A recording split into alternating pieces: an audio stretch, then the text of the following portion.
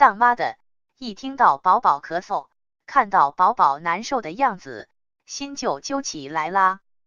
其实咳嗽只是个症状，许多疾病都可引起，因此家常应当注意与咳嗽相伴随的症状，尽可能的认清咳嗽的病因，只有找到病因才可以有的放矢的治疗，说不定宝宝咳嗽是在自我保护呢。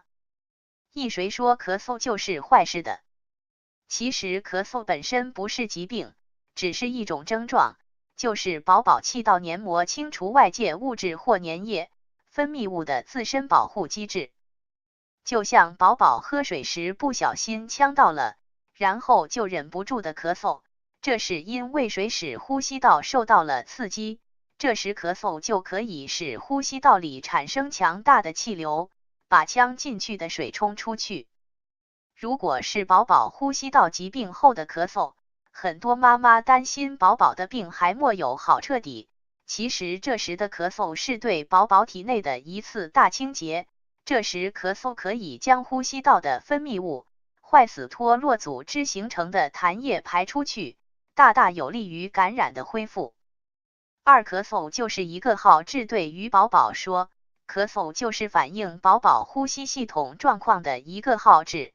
当宝宝不停的咳嗽时，妈妈就要引起足够的关注，分清引起咳嗽的原因，才能对症下药。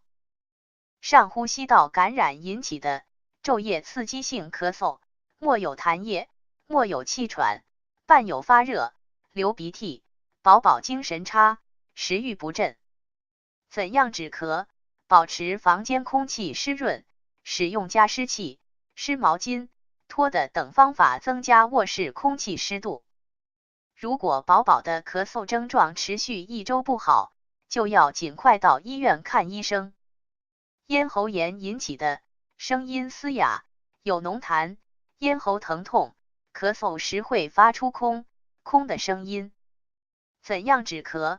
这种咳嗽家常不可自己解决，要及时到医院诊治。支气管炎引发，多出现在宝宝感冒后，咳嗽时有痰，一般在夜间咳嗽次数较多并发出咳喘声。怎样止咳？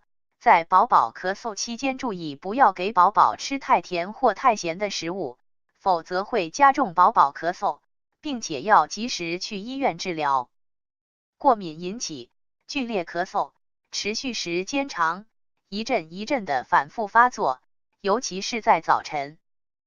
大多是家族中有哮喘及其他过敏性病史的宝宝。怎样止咳？